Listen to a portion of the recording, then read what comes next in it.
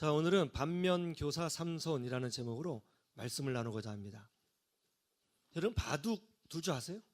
바둑 4급 정도 두면 얼마나 두는 걸까요? 제가 옛날에 바둑을 좀 뒀는데 4급 정도 두면 굉장히 잘 두는 거예요. 그래서 웬만한 동네에서 4급 정도 둔다 그러면 적수가 없습니다. 굉장히 잘 둬요. 제가 굉장히 못 뒀거든요. 4급을 만났는데 큰 벽을 만난 느낌이었어요. 와, 4급 정도면 이렇게 잘 두는구나. 단도 아니고 아마추어 4급. 되게 잘 둬요. 근데 여기다가 아마추어 1단 만나기도 힘듭니다. 선생님이에요. 2단, 3단 뵙기도 어려운 분이에요. 거기다 아마추어 9단, 어이구, 크신 분이시죠. 그런데 프로 기사 1단 저는 한 번도 못 만난 것 같아요.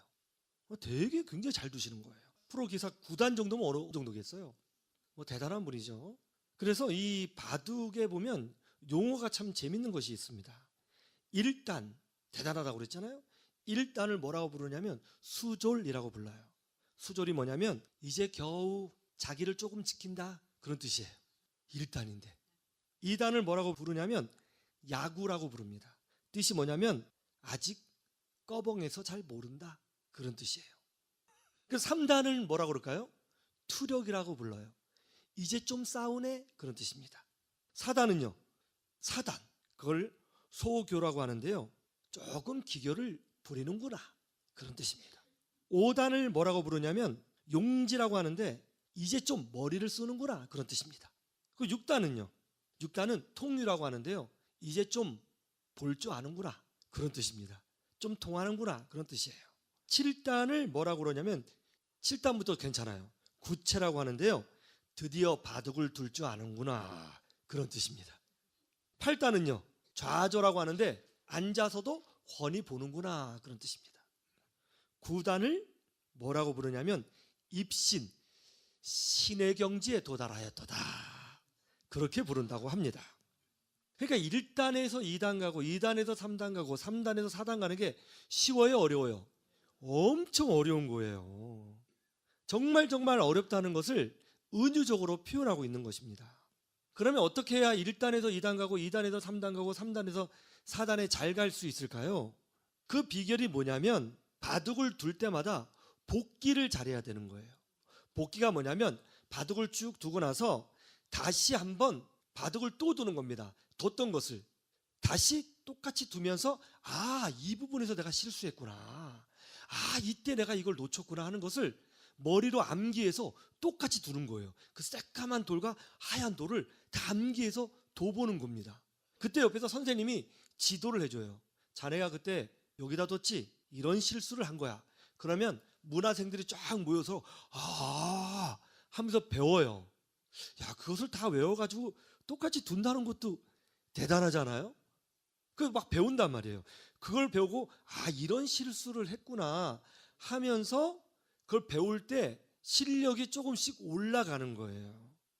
즉, 그 선수들이 바둑을 둔 것을 보고 전문 선생님이 그것을 다시 복기해 줄 때 이래서 졌구나 하는 것을 보고 반면교사로 삼을 때에 실력이 올라가고 그것을 잘할 때 승급이 되는 거예요.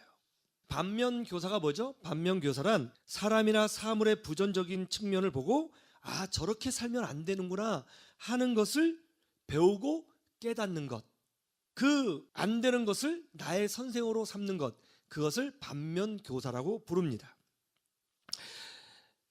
사사기에 보면 많은 사사가 나오는데 그 중에서 삼손 사사에 관한 이야기가 분량이 제일 많아요. 어떤 사사는 1절로 끝나는 경우도 있어요. 근데 삼손이 제일 많아요. 왜 삼손에 관한 이야기가 제일 많을까요? 그것은 하나님께서 삼손을 통해서 우리에게 가르치고 싶으신 것이 많기 때문에 그런 거예요. 하나님은 우리가 삼손 이야기를 통해서 많은 것을 배우기를 원하세요. 삼손의 실패를 통해서 우리가 깨닫기를 원하시고 성장하기를 원하시는 거예요. 그래서 다른 많은 사사도 있지만 삼손 이야기를 가장 많은 분량으로 할애해서 성경에 기록해 놓으신 것입니다. 왜냐하면 우리가 가장 빠지기 쉬운 오류를 삼손이 똑같이 갖고 있거든요. 우리가 삼손이 될 수 있어요. 그래서 삼손에 관한 이야기를 가장 많이 기록해 놓으신 것입니다. 삼손을 통해서 배우라는 것이죠. 그러면 우리가 배워야 될 것이 뭘까요? 많은 것이 있지만 첫 번째로는 이거예요. 하나님은 위대하시다는 거예요. 자, 삼손은 나시린으로 태어났습니다. 하나님이 그와 함께 하셨어요. 그러자 삼손은 이 땅에 살 때 어느 누구보다도 강력한 힘을 가지고 살았습니다. 리더가 될 사람이에요. 영웅이 될 사람이에요. 한 민족을 구원할 사람이에요. 그러나 슬프게도 삼손은 어떻게 살았어요? 건달처럼 살았어요. 불순종의 아들이 되었습니다. 능력이 있었지만 건달처럼 살면요, 건달이 되는 거예요. 은혜가 있지만 슬픈 사람으로 살면 슬픔의 인생이 되는 거예요. 지혜가 있지만 바보처럼 살면 바보가 되는 거예요. 삼손은 능력도 있었고 힘도 있었고 하나님이 함께 하셨지만 건달처럼 사니까 건달처럼 살게 되었어요. 그래서 블레셋 건달들과 함께 돌아다녔습니다. 그러다가 블레셋 창녀에게 속아서 머리가 밀리게 되죠. 하나님이 그를 떠났습니다. 하나님이 떠나니까 능력을 잃어버렸어요. 블레셋 사람들이 삼손을 잡아서 두 눈을 뽑아버립니다. 그리고 짐승처럼 취급하고 삼손을 부리고 조롱했죠. 삼손은 비참한 인생으로 떨어지게 되었어요. 블레셋 사람들은 우상 숭배자였습니다. 그들은 다곤 신을 섬겼어요. 그래서 블레셋 사람들은 큰 신전을 만들고 그 중앙에 다곤 신상을 세워서 중요한 절기일 때는 모여서 다곤 신이여 우리에게 복을 주소서 하면서 제사를 드리고 그 축제일 때마다 엄청나게 많은 블레셋 사람들이 신전에 모여서 제사를 드렸습니다. 그러던 어느 날 블레셋 사람들이 이 다곤 신전에 다 모이게 되었어요. 그때 사람들이 이야기합니다. 야, 그 능력이 많았던 삼손을 끄집어내라. 그가 얼마나 비참하게 되었는지 우리가 보리라 하면서 삼손을 조롱하려고 삼손을 불러내요. 삼손이 다곤 신전 앞에 서게 되었습니다. 그때 삼손이 하나님께 기도해요. 하나님, 제게 마지막으로 능력을 주십시오. 그래서 나의 이 두 눈을 뽑은 저 원수들에게 복수할 수 있도록 하나님 은혜를 주세요. 그렇게 기도하고는 그 신전의 기둥을 있는 힘껏 밀어버렸어요. 그러자 신전이 와르르 무너지게 되었고 거기에 모인 모든 블레셋 사람들이 다 죽어버리게 되었다는 것이죠. 물론 삼손도 함께 죽었습니다. 자, 삼손의 인생을 보면 여러분 어때요? 뭐 특별히 한 것도 없어요. 마지막 죽을 때도 주님의 나라를 위해서 쓰임받게 하옵소서라고 기도하지 않고 뭐라고 했어요? 나의 이 두 눈을 뽑은 저 원수들의 나의 개인적인 복수를 할 수 있도록 힘을 주소서 그렇게 기도했어요. 삼손의 인생은 정말로 너무나도 한심하고 부끄러운 인생이었습니다. 그런데 성경에 보면 아주 놀라운 말씀이 있어요. 우리 16장 31절을 보세요. 삼손은 나시린으로 태어났잖아요. 영적인 리더였잖아요. 사사였잖아요. 거룩한 이스라엘 백성이었잖아요. 그러나 그는 어떻게 살았다고요? 건달처럼 살았어요. 그리고 나시린의 규례를 다 어겼어요. 불순종했어요. 그의 삶에 하나님이 보이지 않아요. 그리고 죽을 때도 어떻게 죽었어요? 주의 영광을 위해서 죽었어요? 아니죠. 개인적인 뭐를 위해서? 복수를 위해서 죽었어요. 그게 그의 마지막 기도였어요. 정말 어떻게 보면 이렇게 말하면 그런데 쓰레기같이 살았어요. 그런데 성경은 뭐라고 그래요? 하나님은 삼손을 뭐라고 부르냐면 그는 20년 동안 사사로 지냈다라고 삼손을 높여주고 있다는 거예요. 여러분, 삼손이 사사처럼 살았어요? 20년 동안 삼손이 한 게 뭐 있어요? 한 거 없어요. 사자 죽이고 꿀 떠먹고 창녀랑 살고 싸우고 승질내고 분노하고 하나님의 말씀 다 어긴 것밖에 없어요. 삼손은 사사지만 사사처럼 살지 못했어요.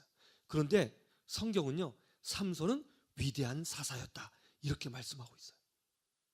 너무 충격적이지 않아요? 아니, 어떻게 삼손이 위대한 사사예요? 삼손은 위대한 사사가 아니에요. 그런데 히브리서 말씀에도 보면 삼손을 위대하다고 평가해줘요. 하나님은 정말 놀라우신 분이세요. 어떻게 삼손을 이렇게 평가할 수 있는 것이죠? 그럼에도 불구하고 하나님은 삼손을 위대한 사사다 이렇게 평가해줘요. 여러분, 우리 하나님은 정말 좋으신 분이에요. 우리 하나님은 정말 놀라우신 분이십니다. 우리 하나님은 인자와 자비가 크신 분이세요.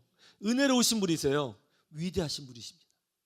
삼손이 한 건 딱 하나밖에 없어요. 뭐냐면 그 다곤 신전에 수많은 사람들이 모였을 때 개인적인 복수를 하기 위해서 어쨌든 기도를 했지만 그 이스라엘 사람들을 압제하고 있었던 블레셋 사람들을 심판했다는 것, 그것 하나밖에 없어요.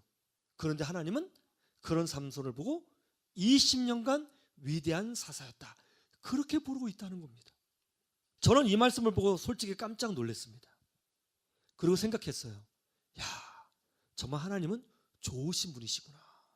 정말 하나님은 우리가 이해되지 않을 만큼 선하시고 좋으신 분이시고 어떻게 해서든지 우리를 세우려고 하시는 분이시구나, 그것이 느껴지더라고요. 정말 하나님은 좋으신 분이시라는 사실을, 위대하신 분이시라는 사실을 믿으시기를 주님의 이름으로 축원합니다. 삼손은 엉터리로 살았어요. 그러나 하나님은 높여주셨어요. 그렇다면 우리는 이렇게 생각할 수 있어야 됩니다. 이렇게 엉터리로 살아도 하나님이 높여주신다면, 애시당초 삼손이 제대로 살았다면 얼마나 하나님이 삼손을 축복하시고 높여주셨을까. 이렇게 부족해도 높여주셨다면, 제대로 살았다면 얼마나 하나님의 놀라운 축복을 받을 수 있었을까. 바둑을 복귀하듯이 한번 복귀해 보는 것이죠. 처음부터 삼손이 하나님께 충성하고, 처음부터 삼손이 하나님 말씀을 지키고, 처음부터 삼손이 말씀대로 살았다면, 우직하게 믿음으로 살았다면, 제대로 충성했다면 어떤 일이 벌어졌을까요? 이렇게 비참하게 죽지는 않았을 거예요. 두 눈이 뽑히지는 않았을 거예요. 자식도 없이 죽지는 않았을 거예요. 정말 이스라엘 역사 가운데 다윗처럼 위대한 사람으로 기억되었을 것입니다. 그리고 정말 좋은 여자 만나서 결혼해서 자식을 많이 낳고 이스라엘 역사 가운데 큰 리더로 인정받고 축복받는 인생이 되었을 거예요. 조금만 잘해도 칭찬해 주시는 하나님이신데, 애시당초 잘했다면 얼마나 큰 복을 받았겠어요. 여러분, 하나님은 정말 좋으신 분이세요. 우리가 믿음으로 살면 반드시 갚아주신 줄로 믿습니다. 이 믿음으로 승리하시기를 주님의 이름으로 축원합니다.